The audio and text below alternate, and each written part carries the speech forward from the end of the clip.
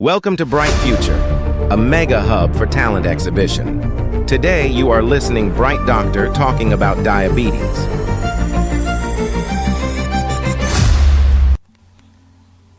Nabanje kugira ngo barandoze, nivuje henshi, natanze amafaranga menshi cyane atagira ingano, ariko bikomeza kuba iby'ubusa. Natakaje ibiro byinshi cyane kandi mu gihe gito. Nahoranaga umwuma no kwihagarika cyane. Uko niyumvaga nta kindi gihe nigeze niyumva gutyo. Byatwaye igihe kirekire kugira ngo hamenyekane neza icyo nari ndwaye. Aya ni amagambo uzasanga mu buhamya bwa benshi mu bana diabete. Umubare wabo ukomeza kwiyongera.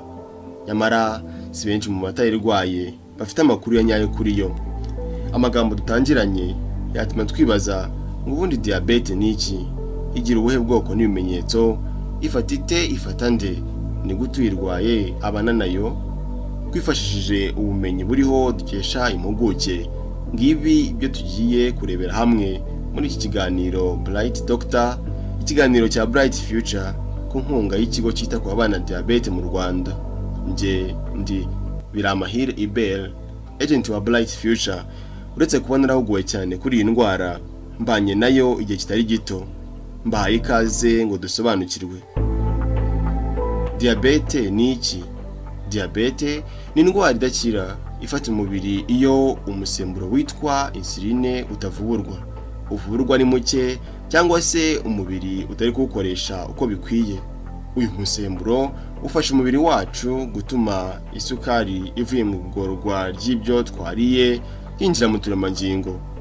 Iyo uyu musemburo rero udahari, iyi sukari yigumira mu maraso, uturemangingo tugasonza. Ibi bigira ingaruka nyinshi kandi mbi cyane ku mubiri. Diabete igira yahe moko? Hari amoko atatu y'ingenzi ya diabete.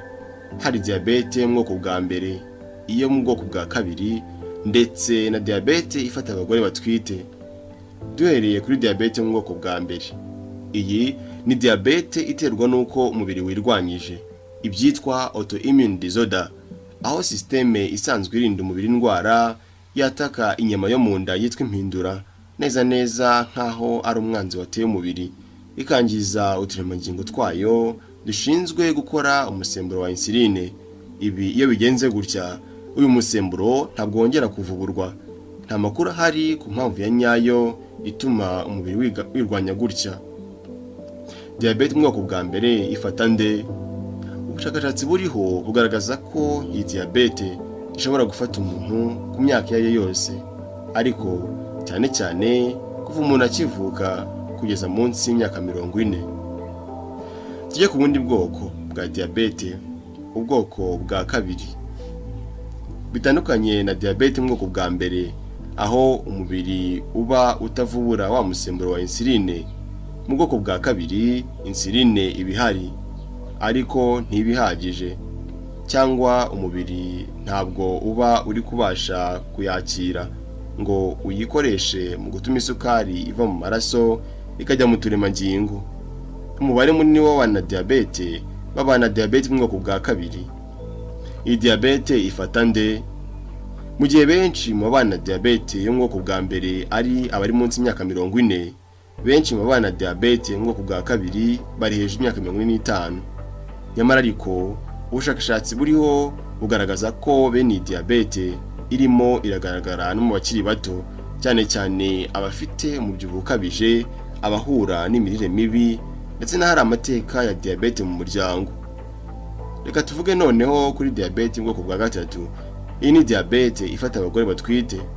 Ni ukuvuga ko ivubuka mu mubiri mu gihe umugore atwite, cyane cyane mu cyumweru cya 24, naho yamara kubyara igahita ikira. Ikindi ariko wamenya kuri iyi diabete, si abagore bose batwite bayirwara. Nta mpamvu kandi iriho isobanura neza ukuntu abagore bamwe batwita bakayirwara naho abandi ntibayirware.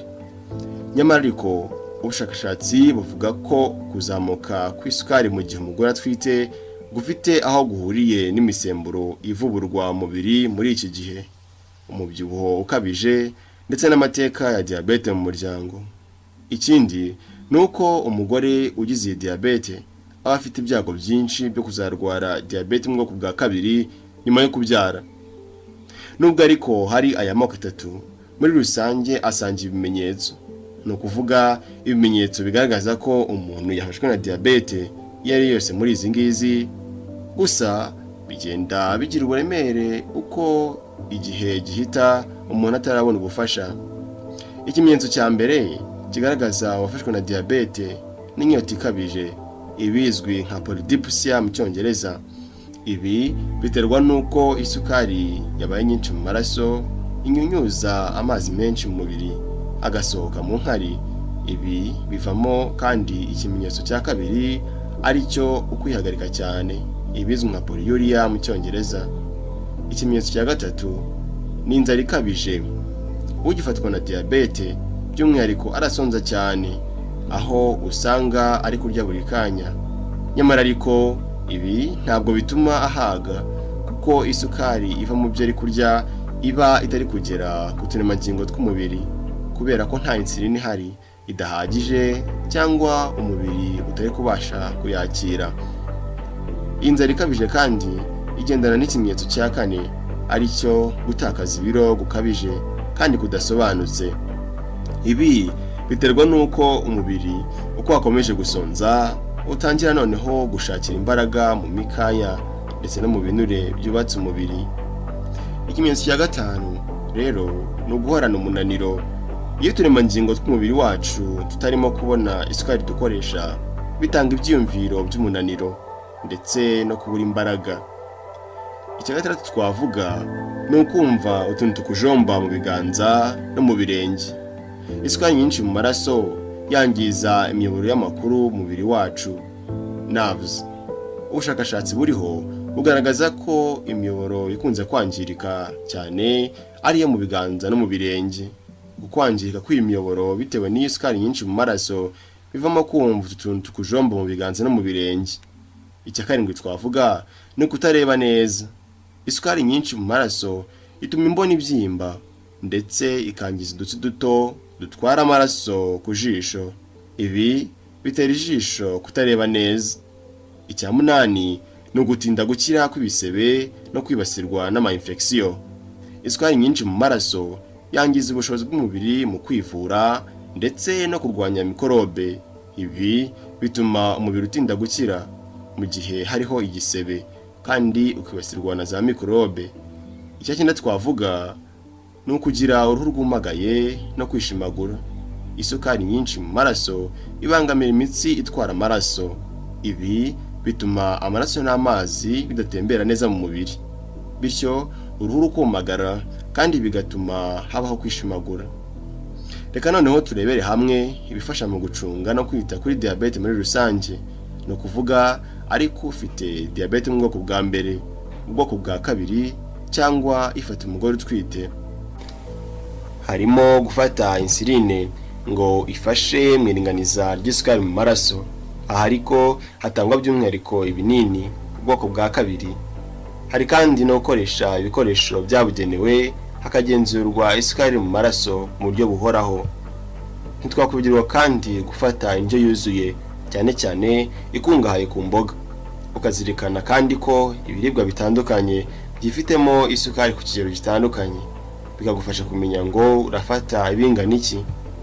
Ikindi ni ugukora imyitozo ngororamubiri mu buryo butandukanye ikorwamo, yaba kwiruka, guterura ibiremereye, umukino wo koga, gutwara igare, gusimbuka umugozi n'ubundi buryo. Imyitozo ngororamubiri ifasha mu kuringaniza isukari mu maraso, kuko ifasha mu kugabanya ibiro no kongera ubwumve bw'uturemangingo mu kwakira insuline. Ibi byombi bigafasha mu kuringaniza isukari mu maraso. Gukora imyitozo ngororamubiri hamwe no kugenzura imirire yawe ni ingenzi cyane, ku buryo ubushakashatsi bugaragaza ko bifasha kongera gusubiza umubiri imbaraga mu kwakira neza cyane insuline kuri diyabete y'ubwoko bwa kabiri. Ibi twavuze haruguru ariko biba bigomba gushyigikirwa n'inama za muganga wawe.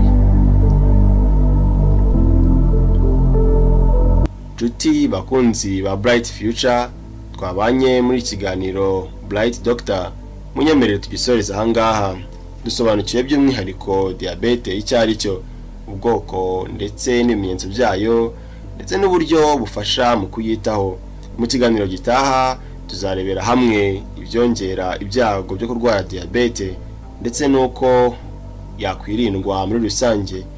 Niba uri mushya kuri channel yacu wakora subscribe kugira ngo ubutaha tuzabane mu ba mbere. Ndabashimiye.